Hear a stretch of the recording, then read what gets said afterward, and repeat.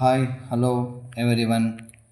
So last ವೀಡಿಯೋಸಲ್ಲಿ circle ಬಗ್ಗೆ discussion ಮಾಡಿದ್ವಿ ಅಬೌಟ್ ಸರ್ಕಲ್ಸ್. ಕ್ಲಿಯರಾ?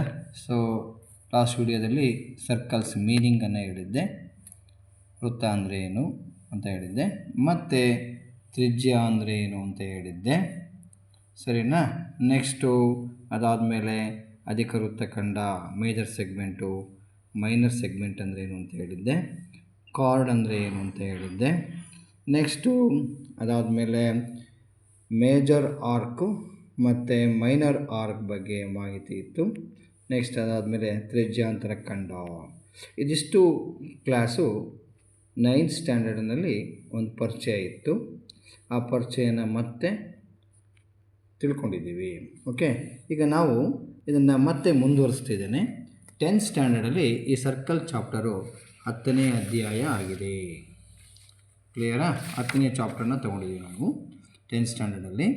ಇಲ್ಲೇನು ಹೇಳ್ತಿದೆ, ಒಂದು ಸಮತಲದಲ್ಲಿ ವೃತ್ತ ಮತ್ತು ರೇಖೆ ಬಗ್ಗೆ ಉಂಟಾಗುವ ವಿವಿಧ ಸನ್ನಿವೇಶ ಅಥವಾ ಸಂದರ್ಭಗಳ ಬಗ್ಗೆ ಪರೀಕ್ಷೆ ಮಾಡೋಣ ಅಂತಿದೆ. So let us now examine the different situation that can arise van given circle and A line ಅಂತ. ನಾನೆಲ್ಲ ಮೊದಲೇ ಬರೆದಿದ್ದೇನೆ, ಯಾಕೆಂದರೆ ವಿಡಿಯೋನ ಅವಧಿ ಜಾಸ್ತಿ ಆಗುತ್ತೆ ಬರೆದು ಹೇಳಲಿಕ್ಕೆ ಅಂತ. ಸೊ ಆಲ್ರೆಡಿ ನಾನೆಲ್ಲ ಬರ್ಕೊಂಡಿದ್ದೀನಿ. ಸರ್ಕಲ್ನ ನೀವು ಬರೀಬೇಕಾದ್ರೆ so using the instruments, geometry ಇನ್ಸ್ಟ್ರೂಮೆಂಟ್ಸನ್ನು ಬರ್ಕೊಂಡು ನೀವು ಪ್ರಯತ್ನನ ಮಾಡಿಕೊಡಿ. ನಾನು ಬೈ ಹ್ಯಾಂಡಲ್ಲೇ ಬರೆದಿದ್ದೇನೆ, ಅದಕ್ಕೆ ಚಿತ್ರ ಸ್ವಲ್ಪ ಅಂಕುಡೊಂಕಾಗಿದೆ. ಸರ್ಕಲ್ಸನ್ನು ಕಂಡ್ರೆ ಸಾಕು ಈಗ ಸದ್ಯಕ್ಕೆ. ಓಕೆನಾ? ಓಕೆ. ಸೊ ಫಸ್ಟ್ ಸಿಚುಯೇಷನ್ ನೋಡ್ಕೊಳ್ಳಿ. ನಂಬರ್ 1 ಅಂತ ಇದೆ ನೋಡಿ ಇಲ್ಲಿ. ಇದರಲ್ಲಿ ಸರ್ಕಲನ್ನು ವಿವಿಧ ಸಂದರ್ಭಗಳನ್ನ ಬರೆದಿದ್ದೀನಿ. 4 ಸರ್ಕಲ್ ಬರೆದಿದ್ದೀನಿ. PQ ಸರ್ಕಲಿಗೆ ಟಚ್ ಆಗಿಲ್ಲ, ಇಲ್ಲಿ AB ಸರ್ಕಲಿಗೆ ಟಚ್ ಆಗಿಲ್ಲ, ಇಲ್ಲಿ PR ಸರ್ಕಲಿಗೆ ಟಚ್ ಆಗಿಲ್ಲ, ಇಲ್ಲಿ MN ಸರ್ಕಲಿಗೆ ಟಚ್ ಆಗಿಲ್ಲ. ಸರಿನಾ? ಇದೊಂದು ಸಂದರ್ಭನ ಗಮನಿಸಿ, ಸರ್ಕಲಿಗೆ ಯಾವುದು ಟಚ್ ಆಗಿಲ್ಲ. ಸೊ ನೆಕ್ಸ್ಟ್ ಎರಡನೇ ಸಂದರ್ಭನ ಗಮನಿಸಿ ನೋಡಿ. ಇಲ್ಲಿ ಒಂದು ಸರ್ಕಲ್ ಇದೆ, PQನ ಡ್ರಾನ್ ಮಾಡಿದ್ದೀನಿ ನಾನು. ಕಾಣುತ್ತಾ? ಇಲ್ಲಿ PQನ ಡ್ರಾನ್ ಮಾಡಿದ್ದೀನಿ. ಸರ್ಕಲಲ್ಲಿ ಸೆಂಟರ್ ಪಾಯಿಂಟ್ ಬಿಟ್ಟು ಆಚೆ ಕಡೆ ಅದು PQ ಅನ್ನುವ ಲೈನು A ಮತ್ತು B ಅನ್ನೋ ಸರ್ಕಲ್ ಪಾಯಿಂಟ್ನಲ್ಲಿ, ಅಂದರೆ ಸರ್ಕಂಫರೆನ್ಸ್ ಅಂತ ಕರಿತೀವಿ, ಪರಿಧಿಯಲ್ಲಿ ಟಚ್ ಆಗಿದೆ. ಪಾಯಿಂಟ್ B ಮತ್ತು ಪಾಯಿಂಟ್ A. ಓಕೆನಾ? ಇಲ್ಲಿ ನೋಡ್ಕೊಂಬನ್ನಿ, ಅದೇ ಥರನೇ ಇಲ್ಲಿ ಪಾಯಿಂಟ್ C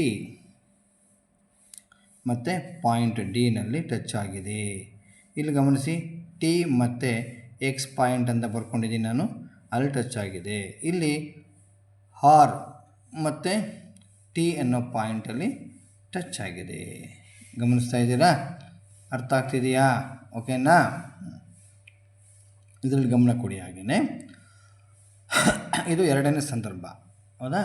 ಮೂರನೇ ಸಂದರ್ಭದಲ್ಲಿ, ಈ ಎರಡನೇ ಸಂದರ್ಭದಲ್ಲಿ ಈ ಸರ್ಕಲಲ್ಲಿ ಟಚ್ ಆಗಿರೋದ್ರಿಂದ ಈ ರೇಖೆ ವೃತ್ತವನ್ನು ದಾಟಿ ಆಚೆ ಹೋಗಿದೆ ನೋಡಿ. The line crossing the circle. ಕ್ಲಿಯರಾ? ಸೊ ಇದಕ್ಕೆ ನಾವು ಏನಂತ ಕರಿತೀವಿ? ಸಿಕೆಂಟ್ ಅಂತ ಕರಿತೀವಿ. ಕನ್ನಡದಲ್ಲಿ ಛೇದಕ ರೇಖೆ ಅಂತ ಕರಿತೀವಿ ಇದಕ್ಕೆ. ಈ ಎಲ್ಲ ಸಂದರ್ಭದಲ್ಲೂ ಛೇದಕ ಆಗಿದೆ. ಅಂದರೆ ನಾನು ನಿಮಗೆ ಈ ಥರ ವಿವಿಧ ಸಂದರ್ಭಗಳನ್ನು ಚಿತ್ರಗಳ ಮೂಲಕ ತೋರಿಸಿದ್ದೇನೆ. ಓಕೆ, ಮೂರನೇ ಸಂದರ್ಭನ ನೋಡ್ಕೊಳ್ಳಿ. ಮೂರನೇ ಸಂದರ್ಭದಲ್ಲಿ ನಾವು ಸರ್ಕಲ್ಗೆ A ಪಾಯಿಂಟಲ್ಲಿ PQ ಅನ್ನೋ ಲೈನು ಟಚ್ ಆಗಿದೆ. ಕ್ಲಿಯರಾ? ಅರ್ಥ ಆಗ್ತಿದೆಯಾ? PQ ಅನ್ನೋ ರೇಖೆ ಟಚ್ ಆಗಿದೆ. ಇಲ್ಲೊಂದು ನೋಡ್ಕೊಳ್ಳಿ, XY ಅನ್ನೋ ರೇಖೆ B ಪಾಯಿಂಟಲ್ಲಿ ಟಚ್ ಆಗಿದೆ. ಅರ್ಥ ಆಯ್ತಾ? ನೆಕ್ಸ್ಟು ಇಲ್ಲೊಂದು ಸಂದರ್ಭ ನೋಡ್ಕೊಳ್ಳಿ, ಇಲ್ಲಿ MN ಅನ್ನೋ ರೇಖೆ C ಪಾಯಿಂಟಲ್ಲಿ ಟಚ್ ಆಗಿದೆ.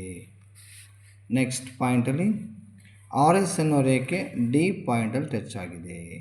ನೋಡಿ, ಈ ಎಲ್ಲ ಸಂದರ್ಭಗಳಲ್ಲೂ ಕೂಡ ಒಂದೊಂದೇ ಪಾಯಿಂಟಲ್ಲಿ PQ, XY, MN, RS touch ಆಗಿದ್ದಾವೆ, ಒಂದೇ ಪಾಯಿಂಟಲ್ಲಿ ಸ್ಪರ್ಶಿದ್ದಾವೆ. ಈಗ ನಾನು ಇಲ್ಲಿ ವಿವರಣೆ ಕೊಡ್ತಾ ಹೋಗ್ತೇನೆ. ಫಸ್ಟ್ ಸಂದರ್ಭ ನೋಡ್ಕೊಳ್ಳಿ. ಇಲ್ಲಿ ಮೊದಲ ಸಂದರ್ಭನ ಗಮನಿಸಿ, ಅಲ್ಲಿ ಮೇಲೆ ಗಮನಿಸಿ ನೋಡಿ. ಒಂದನೇ ಸಂದರ್ಭ, ಸರ್ಕಲ್ಗೆ ಯಾವುದೂ ಟಚ್ ಆಗಿಲ್ಲ. ಕ್ಲಿಯರಾ?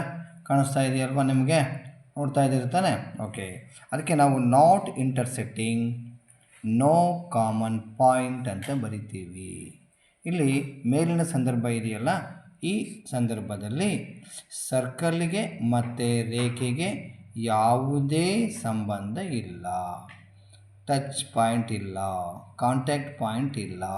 ಅದಕ್ಕೆ ನಾವು ಇದನ್ನು ನಾಟ್ ಇಂಟರ್ಸೆಕ್ಟಿಂಗ್ ಅಂತ ಕರಿತೀವಿ. ನೋ ಕಾಮನ್ ಪಾಯಿಂಟ್ ಅಂತಂದರೆ ಸ್ಪರ್ಶ ರೇಖೆಯನ್ನು ಅಲ್ಲಿ ಹೊಂದಿಲ್ಲ ಅಂತ ಅರ್ಥ. ಆಯಿತಾ?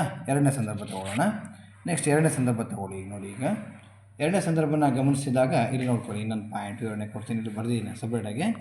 2 common points P Q secant ಅಂತ ಇದೆ. 2 common points P Q secant ಅಂತ ಕರಿತೀವಿ.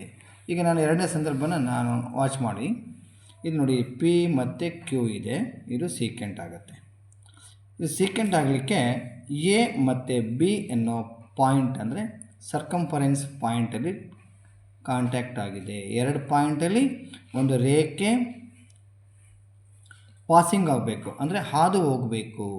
ಈ ಥರ ಹಾದು ಹೋದರೆ ಮಾತ್ರ ನಾವು ಅದನ್ನು ಸಿಕೆಂಟ್ ಅಂತ ಕರಿತೇವೆ. ಈ ಹಾದು ಹೋಗುವ ರೇಖೆ ಕೇಂದ್ರ ಬಿಂದುವನ್ನು ಬಿಡಬೇಕು, ಸೆಂಟ್ರ್ ಪಾಯಿಂಟಿಂದ ಆಚೆ ಇದೆ. ಓಕೆನಾ? ಇಲ್ಲೂ ಅದೇ ಸಂದರ್ಭ ನೋಡ್ಕೊಳ್ಳಿ. ಇಲ್ಲಿ ಸಿ ಮತ್ತು ಡಿ ಅನ್ನೋ ಪಾಯಿಂಟಲ್ಲಿ ಎಮ್ ಎನ್ ಎನ್ನುವ ಸಿಕೆಂಟ್ ಆದಿದೆ, ಅದು ಹೋಗಿದೆ, ಡ್ರಾನ್ ಮಾಡಿದ್ದಾರೆ. ಓಕೆನಾ?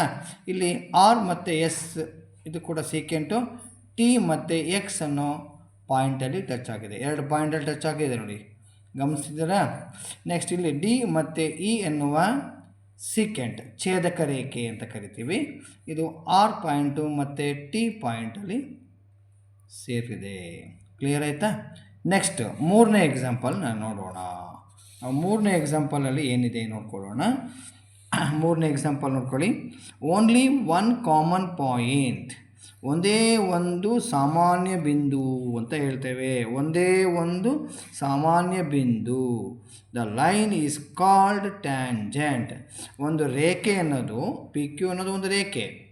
ಈ ರೇಖೆ ಈ ಸರ್ಕಂಫರೆನ್ಸ್ ಅಂತ ಹೇಳ್ತೀವಲ್ಲ, ಸರ್ಕಲ್ನ ಒಂದು ಭಾಗದ ಯಾವುದೋ ಒಂದು ಬಿಂದು, ಎನಿ ಪಾಯಿಂಟ್, ಯಾವುದಾರ ಒಂದು ಪಾಯಿಂಟ್ ಆಗ್ಬೋದು. ನಾನು ಆಗಲೇ ಹೇಳಿದೆ, ವೃತ್ತನ ಡ್ರಾನ್ ಮಾಡಲಿಕ್ಕೆ ಬಿಂದುಗಳ ಸಮೂಹ, collection of points drawn fixed point to the fixed distance ಅಂತ.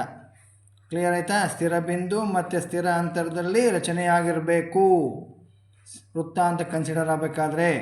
ಹಾಗೆಯೇ ಅನೇಕ ಬಿಂದುಗಳಲ್ಲಿ ಯಾವುದೋ ಒಂದು ಬಿಂದುವಿಗೆ ಈ ಪಿ ಕ್ಯೂ ಅನ್ನುವ ರೇಖೆ ಟಚ್ ಆಗಿದೆ, ಅದಕ್ಕೆ ಟ್ಯಾಂಜೆಂಟ್ ಅಂತ ಕರಿತೇವೆ. ಇಲ್ಲೂ ಹಾಗೆಯೇ ಬಿ ಅನ್ನೋ ಬಿಂದುವಿನಲ್ಲಿ ಟಚ್ ಆಗಿದೆ, so it is called tangent. ಹಾಗೆ ಇನ್ನೊಂದು ಎಕ್ಸಾಂಪಲ್ನ ಕೂಡ ನೋಡ್ಕೊಳ್ಳಿ. ಎಮ್ ಎನ್ ಕೂಡ ಸಿ ಅನ್ನೋ ಒಂದು ಪಾಯಿಂಟಲ್ಲಿ ಟಚ್ ಆಗಿದೆ. ಇಲ್ಲಿ ಆರ್ ಎಸ್ ಕೂಡ ಡಿ ಅನ್ನೋ ಪಾಯಿಂಟಲ್ಲಿ ಒಂದೇ ಒಂದು ಬಿಂದುವಿನಲ್ಲಿ ಟಚ್ ಆಗಿರೋದಕ್ಕೆ ನಾವು ಇದನ್ನು ವೃತ್ತದ ಸ್ಪರ್ಶಕ ಅಂತ ಹೇಳಿ ಕರಿತೇವೆ. ಅರ್ಥ ಆಯ್ತಾ ಹೇಳ್ತಿರೋದು? ಕ್ಲಿಯರ್ ಆಗ್ತಿದೆಯಾ? ಸೊ ನಾನಿಲ್ಲಿ ಈ ಎಲ್ಲ ಚಿತ್ರಗಳನ್ನು ಮೊದಲೇ ಬರ್ಕೊಂಡು ನಿಮಗೆ ವಿವರಣೆಯನ್ನು ಕೊಡ್ತಾ ಇದ್ದೀನಿ. ಏಕೆಂದರೆ ನಾನು ಕೈಲಿ ಬರ್ಕೊಂಡು ವಿವರಣೆ ಕೊಡಲಿಕ್ಕೆ ವೇಳೆ ಜಾಸ್ತಿ ಆಗುತ್ತೆ. ಹಾಗಾಗಿ ಅದನ್ನು ಮೊದಲೇ ಬರ್ಕೊತಾ ಇದ್ದೀನಿ. ಹೌದಾ? ಅರ್ಥ ಆಗಿದೆ ಅಂತ ಅಂದ್ಕೊತಿದ್ದೀನಿ. ಓಕೆನಾ? ದಯಮಾಡಿ ಇದನ್ನು ಅರ್ಥ ಮಾಡ್ಕೊಳ್ಳಿ. ಇನ್ನೊಂದು ವಿಡಿಯೋದಲ್ಲಿ ಇದಕ್ಕೆ ಸಂಬಂಧಪಟ್ಟಂಥ ಇನ್ನೊಂದು ವಿಚಾರನ ತಿಳ್ಕೊಂಡು ನೆಕ್ಸ್ಟ್ ಪ್ರಮೇಯಕ್ಕೆ ಹೋಗ್ತೇನೆ. ಓಕೆನಾ? ಅರ್ಥ ಆಯಿತಾ? Thank you everyone. ಓಕೆ.